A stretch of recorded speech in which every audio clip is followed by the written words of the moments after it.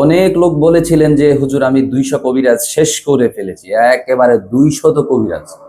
200 কবিরাজ শেষ দেওয়ার পরে এখন আপনার কাছে এসেছি, আপনি আমার শেষ ভরসা, আপনি এখন কি করবেন?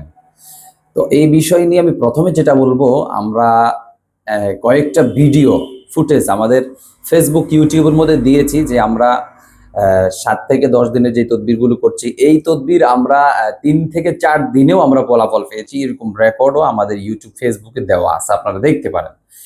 তো তাছাড়া বলবো, আবার অনেক ক্ষেত্রে দেখা যায় অনেকে বলে যে 200 কবিরাজ শেষ দিয়েছি, কারো কাছে কোনো আমরা ফলাফল পাইনি। তো এক্ষেত্রে কিছু দোষ রয়েছে, যেমন আমি বলি, সরাসরি বলি যে হয়তো ঔষধের দোষ রয়েছে, নয়তো বা ডাক্তারের দোষ রয়েছে।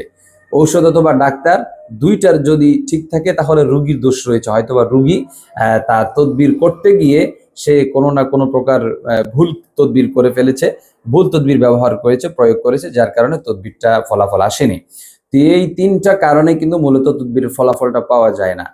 তো এই জিনিসগুলোর প্রতি একটু লক্ষ্য রাখবেন যে তদবির আসলে কেন হয়নি। হয়তো আপনার দোষ, নয়তো কবিরাজের দোষ, নয়তো বা ঔষধের দোষ, অর্থাৎ তদবিরের দোষ। যে কোনো এক কারণে কিন্তু তদবিরগুলা হয় না।